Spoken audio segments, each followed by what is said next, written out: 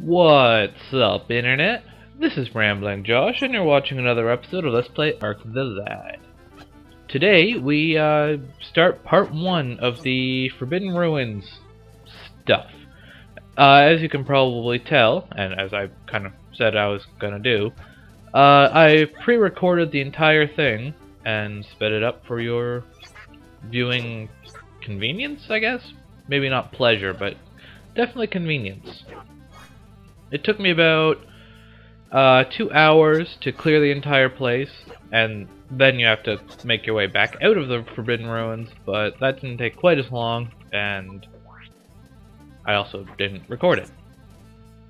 So anyways, in case you've kind of forgotten what exactly this place is, let me give you a little bit of a refresher. So basically, the Forbidden Ruins is a giant 50-floor dungeon that's riddled with enemies and treasure. So, we have to make our way down all 50 floors, and it's all kind of one big fight, basically. Every single floor consists of a bunch of monsters and treasure, of course. Killing the monsters is is like independent from actually completing the floor. To get to the next floor, all you have to do is make it to the staircase leading down, which you can do whether monsters are alive or not. The monsters are basically just there to kind of get in your way. So that's one thing that's important to consider, especially later on. But so it kind of just keeps going. So one of the things that's very important to keep in mind about the Forbidden Ruins is the fact that it is, in fact, 50 floors deep. So, you have to make it 50 floors with kind of what you have. There's no, like, rest points, there's no healing, your MP doesn't restore itself, nothing like that. So, it's very different from, like, the Amidar Proving Grounds or anything like that. So, for the beginning, pretty much all of this episode, actually, what you're probably going to see is me focusing almost entirely on physical attacks. And since I'm still trying to not abuse Tosh at all, most of the work is going to end up being done by either Ark or Iga. Eventually, I do end up starting to use some MP and stuff because, it doesn't do you a whole lot of good to just not use any abilities and just end up dying. So, eventually, what's gonna end up happening is most of your guys are probably not actually gonna make it all the way to the end of the dungeon, unless everyone is like level 50. Well, yeah, I guess about level 50-ish. So, at a certain point, which there's no like definitive, at this floor you start using your abilities, but when things start to get harder, you definitely want to start to use your abilities in order to actually get some mileage out of your characters before they die. Your MP is not going to do any good if it's at max and then the character dies. And of course, characters who die are, well, they can't help you clear through the rest of the dungeon. On that note, Ark carries by far the biggest burden in this place. He does most of the work. This time through, because of the way I've played the game, Iga actually ends up playing a pretty massive role as well. But you can clear the whole place with just Ark just fine. That's how I ended up doing it the first time around, and I didn't even expect to actually clear the dungeon when I did it that time. I just kind of thought I would see how far I could get. Everyone else in my party died by like floor 30, but Ark made it all the way to the end on his own, and back out again. And on that regard, one of the things that's important to, I guess you could call it a trick, but a technique that's very useful in this place is using Ark with his hero emblem. Because like I said, MP is at a bit of a premium in this place. 50 fights is a lot. It's a lot of monsters to slog through. So, the only way that I can think of, really offhand at least, to get MP back in this game is Ark's Hero Emblem, which restores 2 MP every turn. And that ends up being very invaluable in this place. What it means is that you can rely on Ark to do basically all of your healing, and he will eventually restore his MP. And because clearing out all the monsters on a level doesn't automatically take you to the next floor, what you can do is, after you've cleared out a floor, you can just pass turns over and over and over again until Ark has all of his MP restored. I mentioned this the first time I was in the Forbidden Ruins, but it's especially important this time around. So this time around, because we've been, like I said, we've been here before. We came here once for the story, because at one point they make you come here. You have to go down to floor 5 to retrieve Shangara's summon pot, so that he will help you. So on our return trip here, I skipped straight down to floor 6 because we've done the first 5 levels. We have to redo the first 5 levels. The enemies don't go away or anything, but I figured there's no point in actually showing that stuff. And in that respect, basically everything that you've seen so far has actually been incredibly simple. That's kind of weird because the first 25 or so floors of the Forbidden Ruins are just ridiculously easy.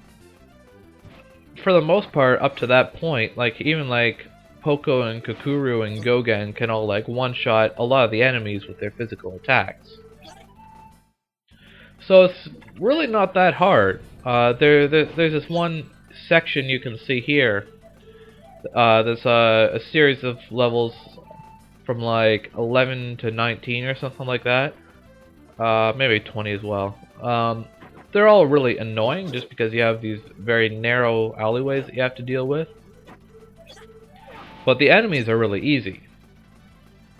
The one thing I will say about these narrow levels is that as much as you can, you want to try and avoid staying standing put in the where the pathways converge in the middle there.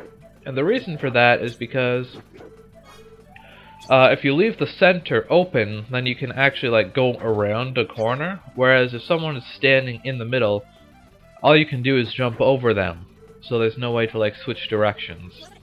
Which, I mean, it saves time more than anything, but I mean this place is pretty long, so time is kind of at a premium at the best of times.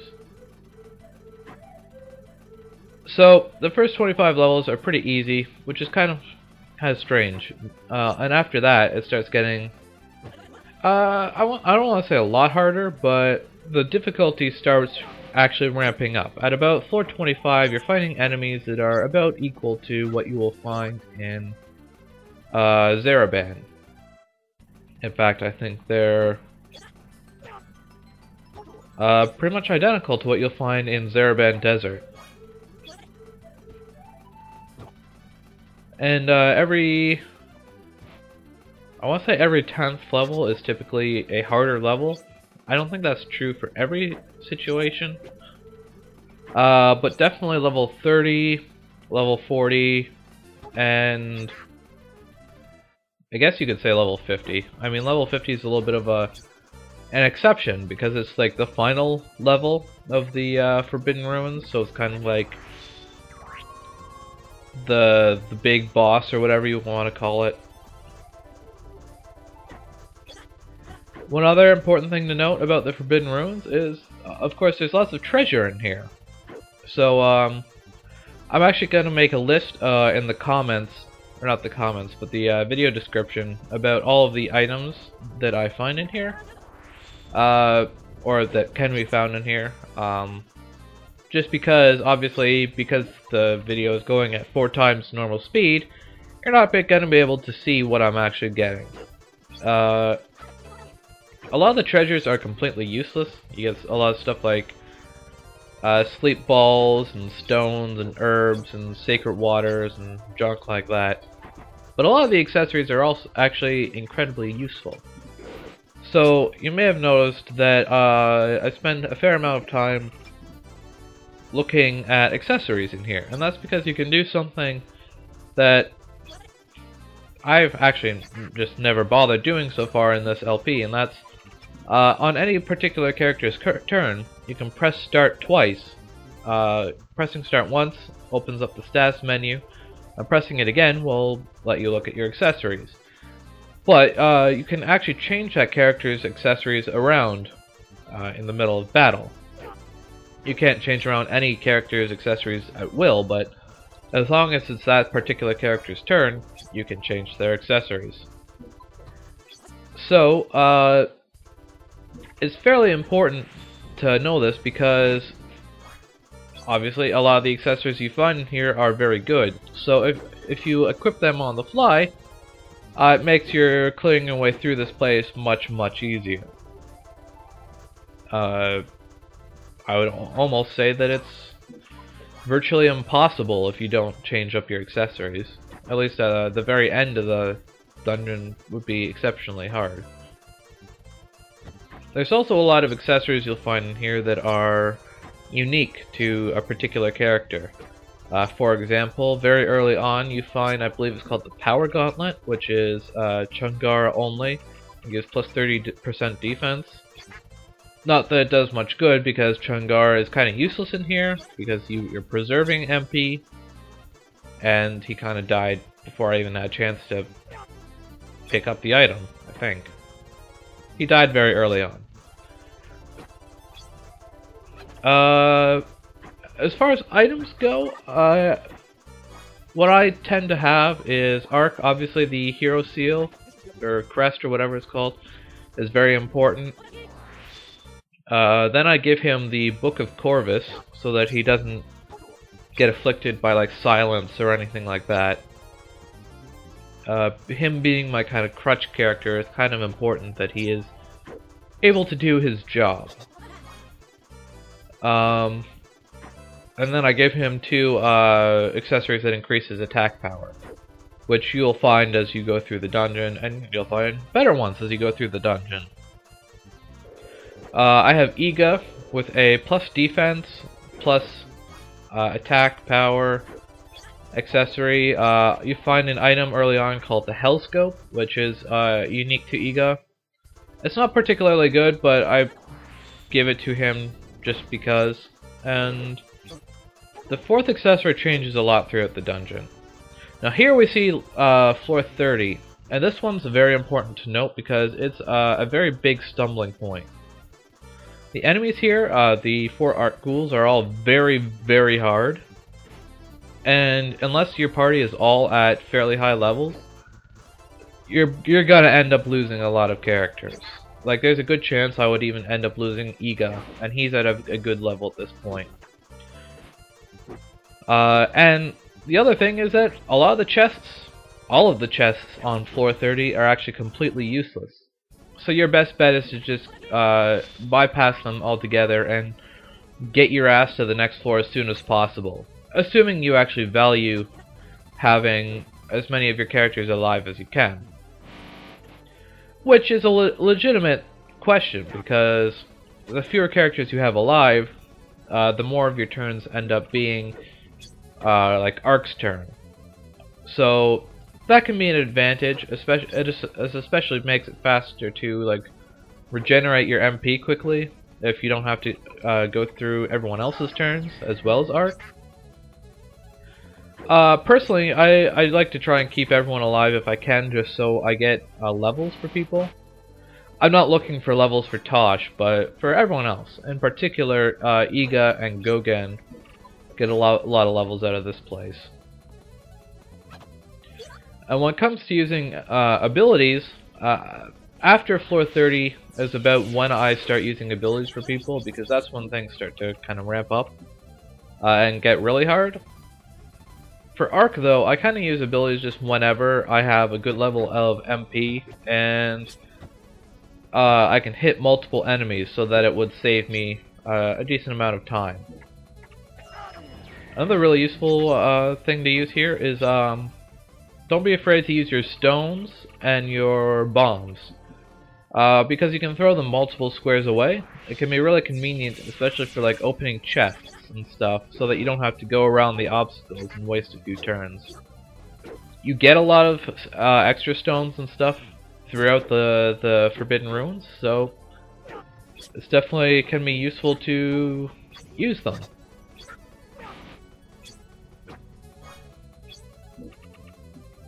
I don't really know what else to say here.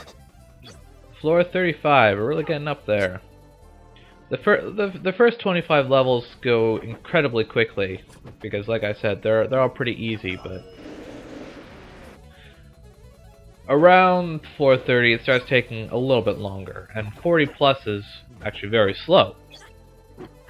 Now, around this point in the dungeon, you fight a lot of these skeleton things, and they're actually really good for getting levels like for Kukuru and Poco, because of the way skeletons work. I'm sure I mentioned this before, but of course they like collapse and are paralyzed when you kill them. And then you get to, as long as you can deal 1 damage to them, you get to kill them again, or whatever you wanna, however you wanna refer to it. So, I mean, anyone can do 1 damage to them, so it's a really good way to get some kills for Kukuru and Poco and get them a little bit of extra experience. And by this point, the enemies that you're fighting are probably going to be a lot higher level than Poco and Kukuru, so there's that as well. So anyways, this is what, floor 36, I think? And this is the final floor that I am going to be showing you for today. I've managed to shrink down the footage. It managed to be just enough that I can fit it all into 2 episodes. So, tomorrow I will finish off the last few floors, and I will show the 50th floor at normal speed so you can see all the special stuff that happens there. Catch you later.